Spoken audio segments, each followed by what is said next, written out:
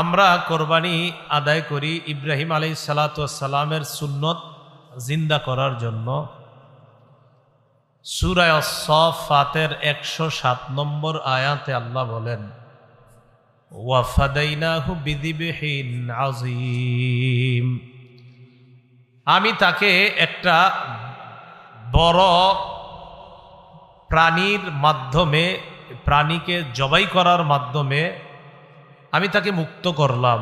ইব্রাহিম নবী যে স্বপ্ন দেখেছিলেন, এই স্বপ্ন আমি বাস্তবায়ন করলাম, আর সন্তানকে জবাই করা থেকে একজন বাবাকে আমি মুক্তি দিলাম একটা বড় প্রাণী কোরবানি দেওয়ার মাধ্যমে। তাফসিরে আসছে দুম্বা, কি বড় একটা দুম্বা কোরবানি দেওয়ার মাধ্যমে।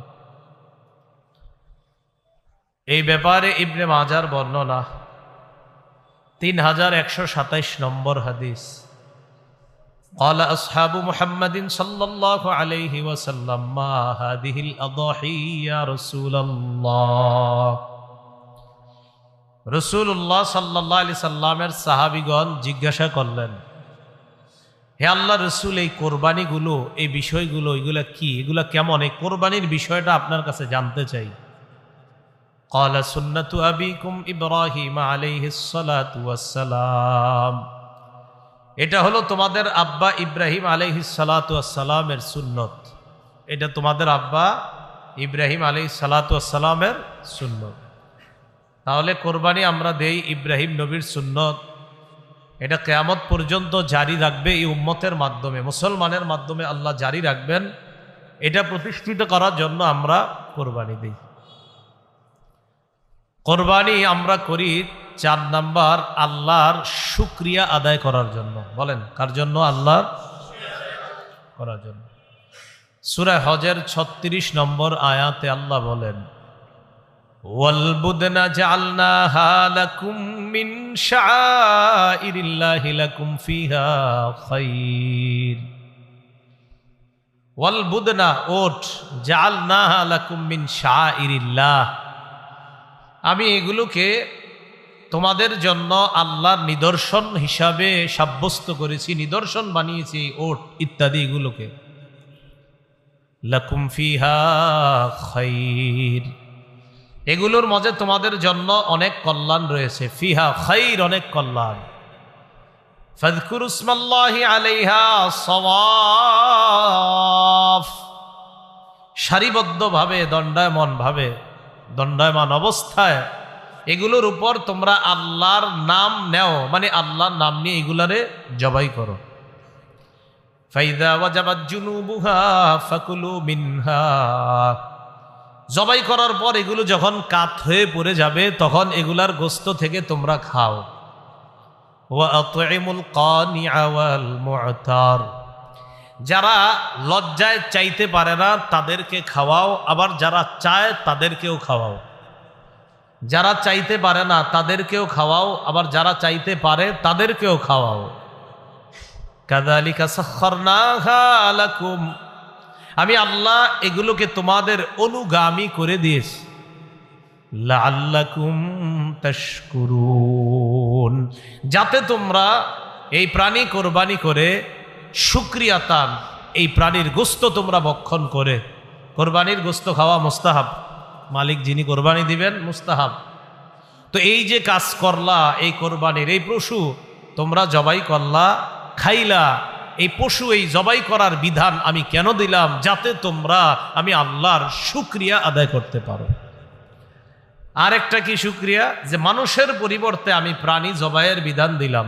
ছিল তো মানুষ জবাইয়ের বিধান, কিন্তু ইব্রাহিম নবীর মাধ্যমে আমি আল্লাহ এই বিধানটাকে প্রাণী জবাইয়ের বিধানের মাধ্যমে কিয়ামত পর্যন্ত মুসলমানের জন্য এই নিয়ম চালু করলাম, যেন তোমরা কৃতজ্ঞতা আদায় করতে পারো। তাহলে 4 নাম্বার আমরা কোরবানি করি আল্লাহর শুকরিয়া আদায় করার জন্য।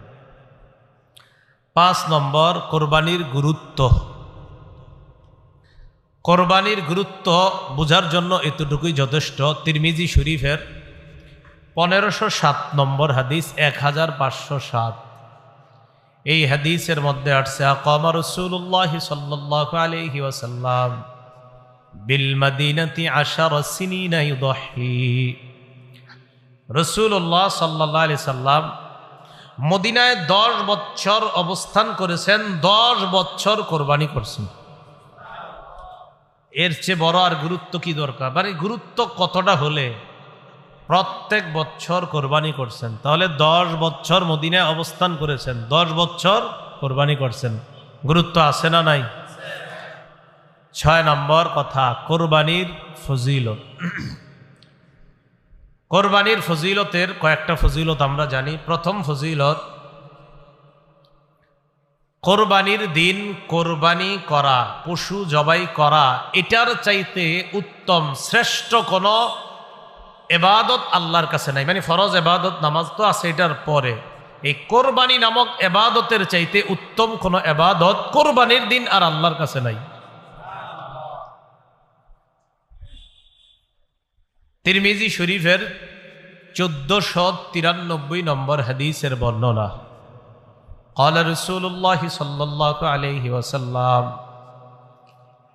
ما عمل آدمي من عمل يوم النحر أحب إلى الله من إهراق الدم। রাসূলুল্লাহ সাল্লাল্লাহু আলাইহি সাল্লাম বলেন, কোরবানির দিন আদম সন্তান যে কোরবানি করে, এই কোরবানি করার চাইতে এত ফজিলতপূর্ণ আমল আর আল্লাহর কাছে নাই। কবে এটা? কোরবানির দিন। ফজিলত নম্বর 2, কোরবানি করবেন যে পশুকে, এই পশুর শিং থাকবে, এই পশুর পশম থাকবে, এই পশুর খুর থাকবে, খুর। তিরমিজির 1493 নম্বর হাদিসের শেষের দিকে রাসূল সাল্লাল্লাহু আলাইহি সাল্লাম বলেন, ওয়া ইন্নাহা লাতাতি ইয়াউমাল কিয়ামাতি বিকুরুনিহা ওয়া আশআরিহা ওয়া আজলাফিহা। রাসূলুল্লাহ সাল্লাল্লাহু আলাইহি সাল্লাম বলেন, কোরবানির জানোয়ার কিয়ামতের ময়দানে তার শিং, তার পশম এবং তার খুর নিয়ে কিয়ামতের ময়দানে উপস্থিত হবে ওই বান্দার পক্ষে যিনি কোরবানি দিয়েছেন তার সাক্ষী হওয়ার জন্য। এটা একটা হতে পারে। আরেকটা, ওই বান্দা যে উপস্থিত হবে, যে বান্দা কোরবানি করছে তিনি যে উপস্থিত হবে, তাকে আল্লাহ পাক রব্বুল আলামিন ওই শিং, পশম, খুর ইত্যাদি সবগুলার বিনিময়ে যে আমলনামা দিবে, এই আমলনামা নিয়ে কিয়ামতের ময়দানে উপস্থিত হবে। وَإِنَّ الدَّمَ لَيَقَعُ مِنَ اللَّهِ بِمَكَانٍ قَبْلَ أَن يَقَعَ عَلَى الْأَرْضِ। কোরবানি জবাই করবেন যে পশুটা, এই পশুর রক্ত মাটিতে পড়ার আগে এই রক্তটা আল্লাহর কাছে আলাদা একটা মর্যাদার স্থান দখল করে নেয়।